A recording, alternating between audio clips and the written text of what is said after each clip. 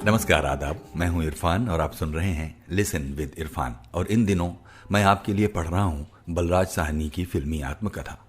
मूल किताब में यह आत्मकथा 2 हिस्सों में यानी पहला दौर और दूसरा दौर नाम से है। पहला दौर 11 पार्ट्स में है और दूसरा दौर 8 पार्ट्स में। Part 19 last part.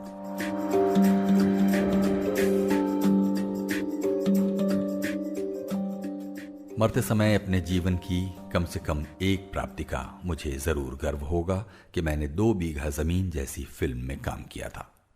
यह कह चुकने के बाद कुछ तकनीकी नुक्ते बयान करने का भी मेरा हक बन जाता है।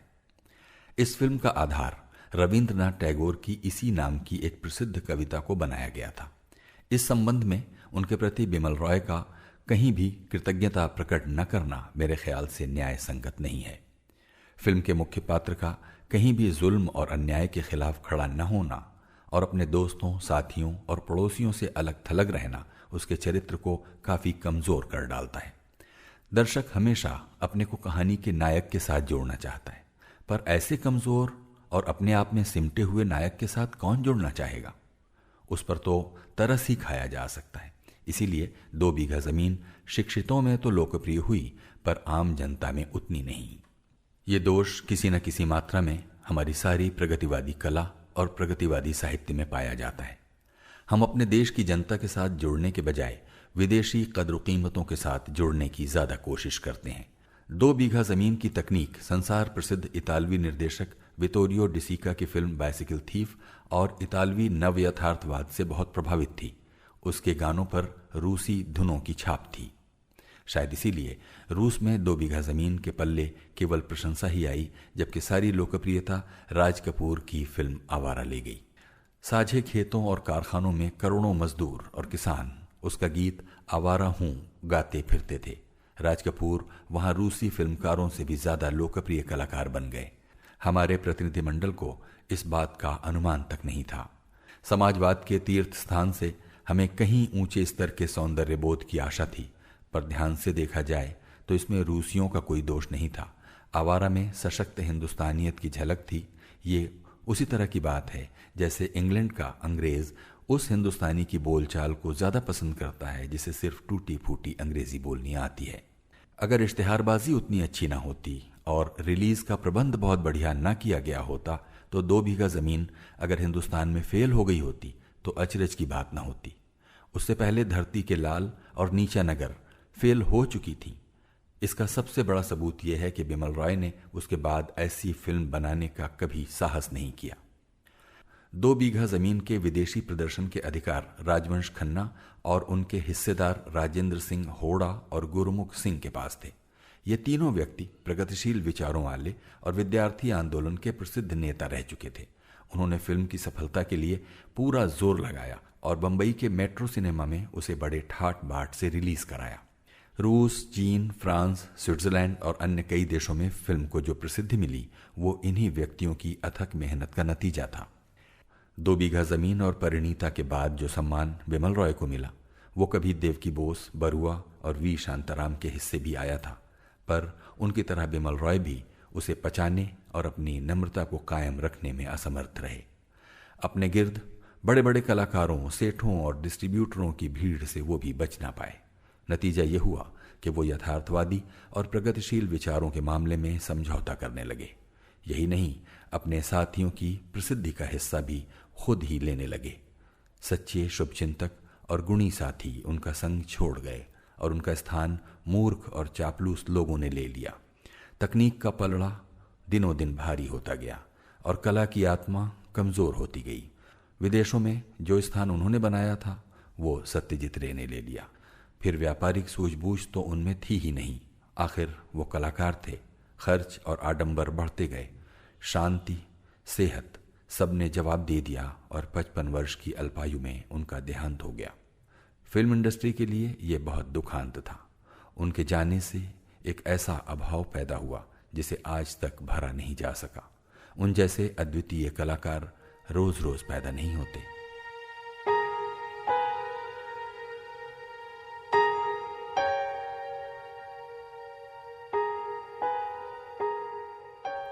प्रसिद्धि मुझे भी 2 बीघा ज़मीन ने बहुत दिलाई। अचानक लोगों को याद आ गया कि मैं शांति निकेतन में अध्यापक और लंदन में बीबीसी का अनाउंसर रह चुका हूँ। तब तक मैंने संकोचवश इन बातों का कभी जिक्र नहीं किया था। आखिर पंजाबी की वो कहावत सच हुई, जिसके पल्ले में दाने उसके पगले भी सयाने। कई अक्ल के कोरे ये कहकर मुझे इनकलाबी पंख भी लगाने लगे कि एक लखपति बाप का बेटा जिसका दिल गरीबों के लिए धड़कता है, वो पैसे के लालच में नहीं बल्कि फिल्मी दुनिया में इनकलाबी मोड़ लाने के लिए इस मैदान में उतरा है और सिर्फ उन्हीं फिल्मों में काम करता है जो मेहनतकश लोगों की आवाज़ बुलंद करती हों। और मज़े की बात यह कि समाचार पत्रों ने मेरी जो तस्वीर पेश करनी शुरू की, मैंने अचेतन रूप से अपने को उसके अनुसार ढालना भी शुरू कर दिया। लेकिन आर्थिक दृष्टि से मैं हम लोग की तरह 2 बीघा ज़मीन के बाद भी ठन ठन गोपाल ही रहा। लगभग 6 महीने बेरोजगारी में काटे। मैं जब भी काम की तलाश में स्टूडियो के चक्कर लगाता तो लोगों की नज़रें मुझे बेंधती हुई प्रतीत होती। जेल से मिली पेचिश की सौगात के कारण मेरी सेहत पहले ही माशाल्लाह थी, अब घर में बैठ बैठ कर और भी कमज़ोर हो गई। हाथ पैर की उंगलियों में फिर से एक्जिमा शुरू हो गया। यह सोचकर भी दिल डूबता था कि कहीं मेरे नाम के साथ लगा कम्युनिस्ट विशेषण ही तो निर्माताओं को भयभीत नहीं कर रहा। आखिर खुदा खुदा करके एक फिल्म का कॉन्ट्रैक्ट मिला। फिल्म का नाम था बाजूबंद, जिसका निर्देशन रामानंद सागर कर रहे थे। मेरा रोल तो नायक जैसा था, लेकिन काम खलनायक जैसे थे।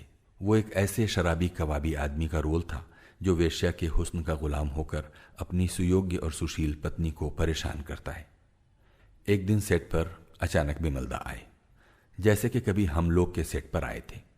उस समय मैं दिखावे के नशे की हालत में वेश्या का नाच देख रहा था।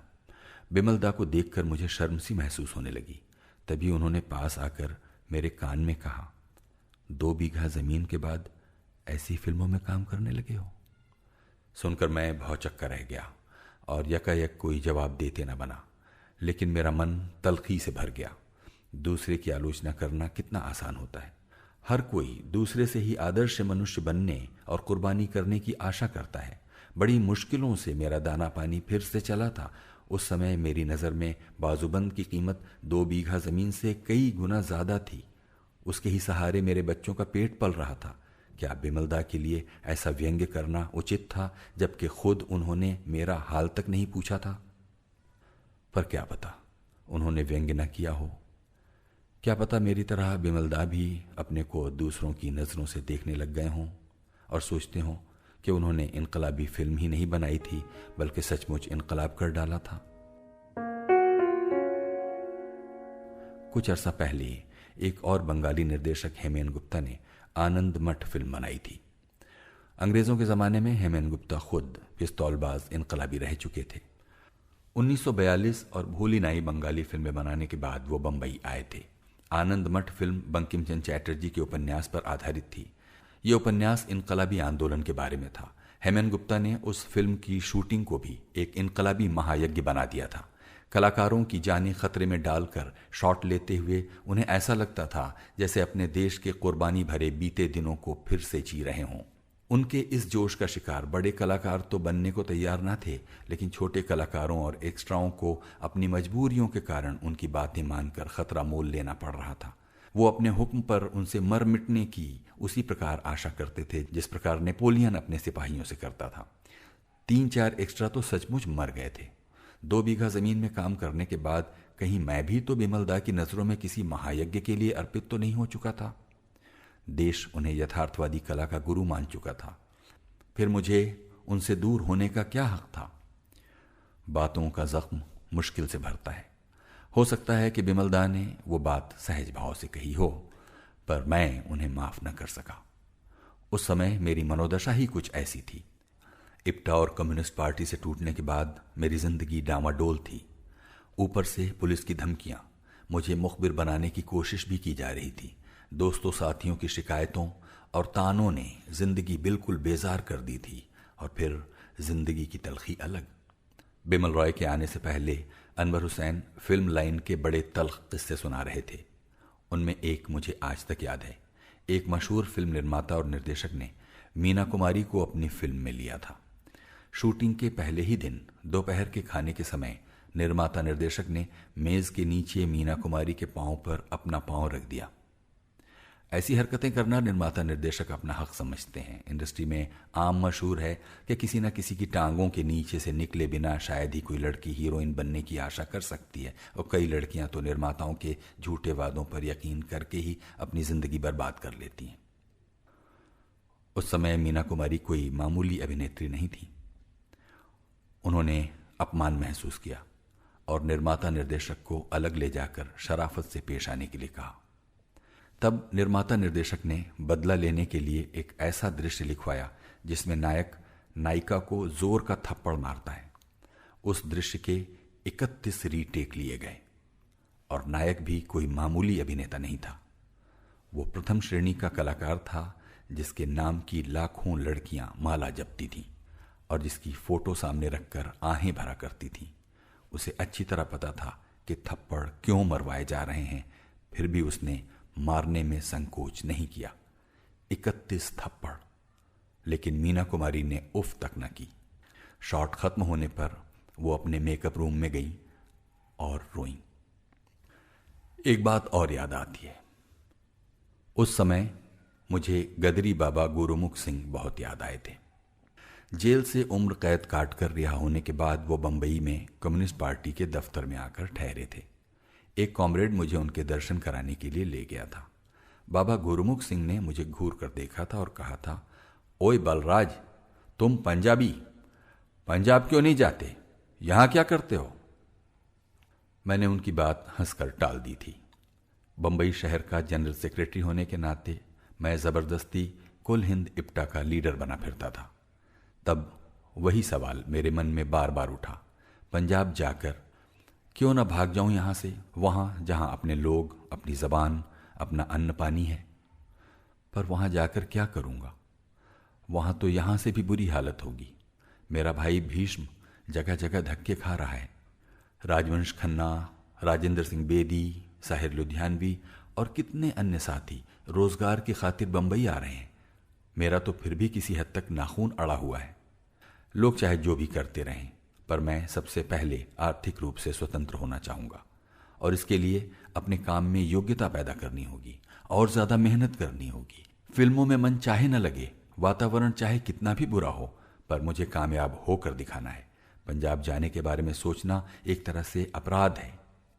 कह नहीं सकता कि मन में उठने वाले ये तर्क किस हद तक सच्चे थे, क्योंकि उसके बाद हालात बहुत अच्छे बनने लगे। कम्युनिस्ट पार्टी ने अपनी नेहरू विरोधी नीति बदल दी।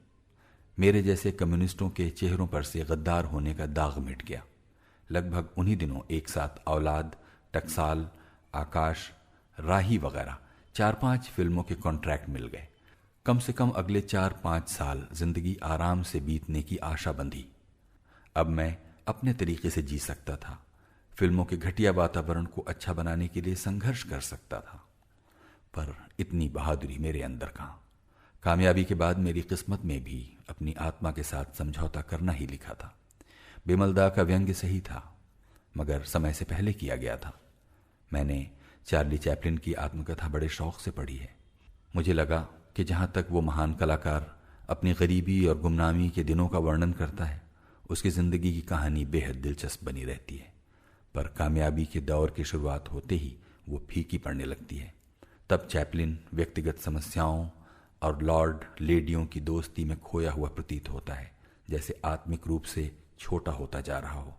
हालांकि उस दौर में उसने संसार को Gold Rush, Modern Times, Great Dictator, Monsieur Verdoux जैसी महान फिल्में दी। अजीब सा विरोधाभास है ये। कहाँ राजा भोज, कहाँ गंगुआ तेली, कहाँ चार्ली चैपलिन और कहाँ मेरे जैसा नगण्य सा आदमी। जितना मैं नगण्य, उतनी मेरी सफलता नगण्य। फिर भी मैं ये कहने का साहस जरूर करूंगा कि कलाकार की जिंदगी विरोधाभासों और विषमताओं से भरी होती है। उसके चरित्र की कमजोरियां और सीमाएं भी कई बार उसके कलात्मक विकास का स्रोत बन जाती हैं। अब तक जितनी फिल्मों में मैंने काम किया है, उनके नाम गिनाता आया हूं। 10 सालों में 10 फिल्में, पर अगले यानी कामयाबी के 18 सालों में 100 से ज्यादा फिल्मों में काम कर गया। कश्ती ठहरे हुए पानी में सपने की तरह थिरकती चली गई। निर्माता और नोटों के बंडल हवा पानी की तरह हो गए, जिन्हें इस्तेमाल करता हुआ आदमी कभी सोचता भी नहीं है।